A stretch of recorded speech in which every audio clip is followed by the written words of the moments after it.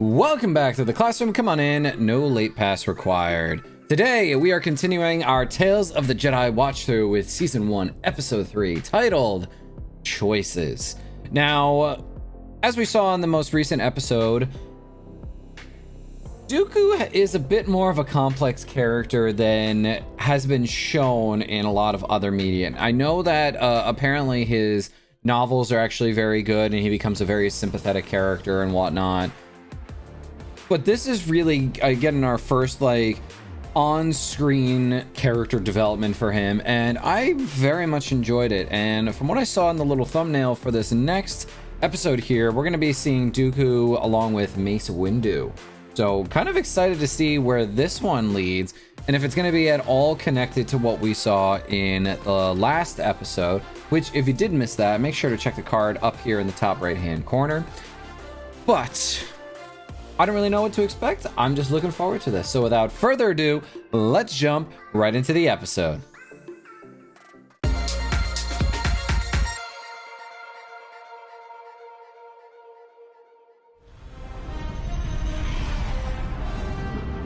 Those old Republic ships. You've been studying that tablet for a long time. Oh. The answers you need over Master Katri's death in that file. Oh, he's got a beard this time. And why are you concerning yourself with these questions? The Council gave us our instructions. To return Master Katri's body to the Jedi Temple, so she can have a proper burial. But something more should be done. Since we are not members of the Council, we cannot involve ourselves in Oh. skirmishes unless requested by the Jedi High Council or Senate. Both of them are not on the council here. You're maddening. This is an interesting pairing here, because these are two very different ideals, yet both wrong in their execution at times. And still Dooku wearing very much different robes than the rest. Welcome to Raxus Secundus. Very curious as to the selection process for the different stories I here. was at my residence on Coruscant when I was contacted by these rebels. To go back there and relive the incident would be heartbreaking. I can show you where this tragic incident happened. We responded to the Senator's distress signal. Ooh, he's a cool looking character. It was too late to save Master Katri. Let us be on our way. I wonder if they're keeping secrets. That's why Dooku's a little suspicious here. We should take this information back to the Council. No, he doesn't want to. To leave without finding out what happened to you. I would want her to follow protocol. Very different ideologies here. That's a pretty looking planet, that's for sure. It's a very pretty planet. Ooh, that's a lot of scorch marks there. Maybe more than scorch marks. Yeah, some blaster fire. How many attackers were there, Senator? It happened so fast. I couldn't give you an exact number. Master Katri exited the ship first, and before she could clear the area, they descended upon her. Something definitely seems off. On her. If Master Katri were fired upon here, why are there no blast marks on your ship? No damage. Unless that attack is from someone one would trust, like you. I will have the truth. Dooku, stand down. Yeah. It's threatening nature here. Guards killed her. Oh. Killed the senator too. Oh, and droids. Well, Dooku gets results, I'll say that much at least. Oh, but I love his fighting style, it's so cool.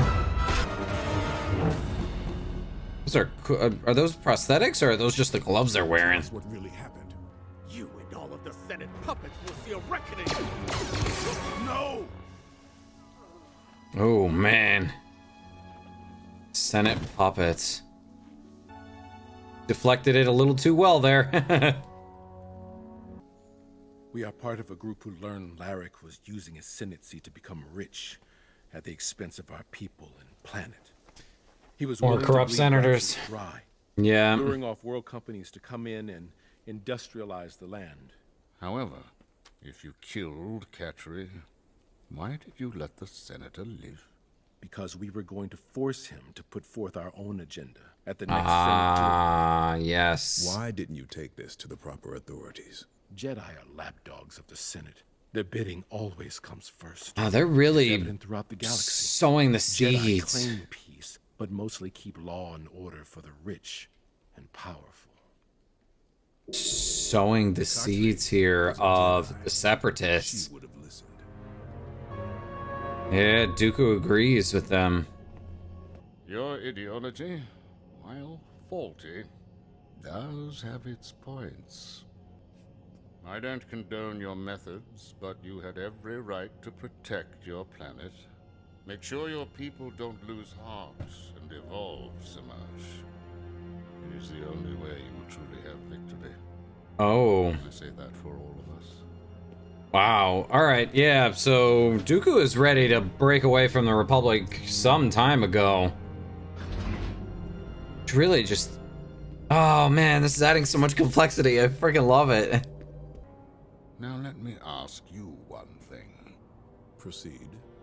Do you think the Jedi will truly keep peace if they continue to take everything the Senate says as law? Luckily, we are guided by our council and not by politics, nor ego. Oh, except they very much are. Oh, except they very much are.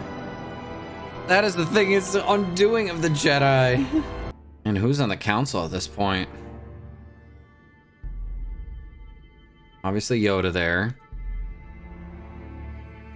She was of the Force. It flowed with certainty through her. Jedi funerals always look so cool. I am told you will be presented with Master Catry's council seats. I will. Is this something you knew was happening before we left for Raxus? I was as Oh. surprised as you are now. I stuck to the mission. You decided to interfere in a way that led to a senator's death. I will speak to the council on your behalf. How kind of you, Master Jedi. Yeah, more distrust. Dooku produced more evidence, more results, yet he's not the one being given a seat on the council.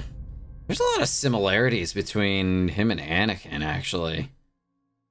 So we just finished watching episode 3 of Tales of the Jedi, and once again, less of the big bombastic stories, more of like conspiracy and a sense of why Dooku became the person that he became.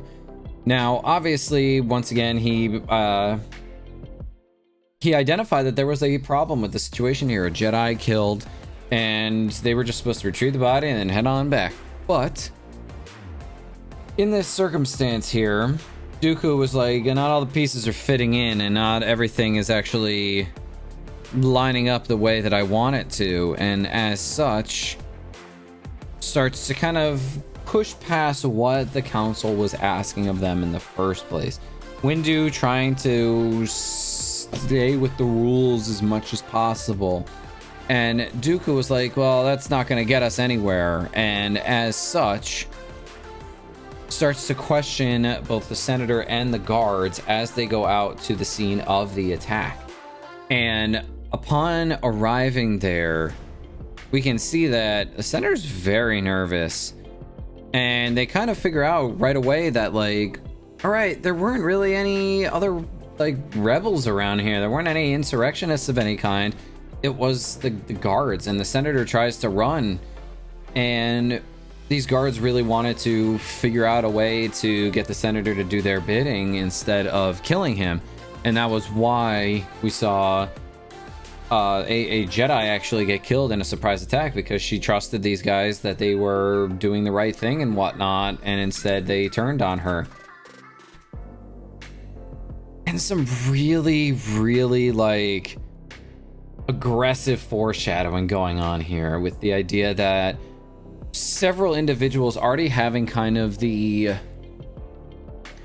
mindset that we see during the Clone Wars, and obviously that's several years out from the point of this video here, this episode, and they're already distrustful of the Jedi, which is something that definitely picked up in popularity during the time of the Clone Wars, yet already showing that like they see the Jedi as mere puppets of a corrupt Senate, and a Senate that indeed just looks out for the ultra wealthy, which there are some real world connections, if I do say so myself, because this is something that is extremely relevant. Star Wars has always had kind of a hand on the pulse of if not just American politics, then like global politics as well, because it's all extremely relevant to what happens to lead up to the Clone Wars here, to lead up to the Separatists genuinely wanting to secede from the Republic. They saw a problem and it needed to be fixed. And obviously, you know, Dooku did believe what he was doing was right, yet probably once again took his ideology a little too far, hence him falling to the dark side here. But we can even see like there's moments where as Dooku and Windu are fighting together, like Windu is still trying to stick to the rules as much as possible, and yet Dooku is the first one to draw a weapon, immediately call him BS, like, hey, you guys were the ones who actually did something. This isn't adding up. Your ship should have scorch marks or something, damage of any kind. So that means that it would have been fired away from the ship, which means that somebody here is responsible.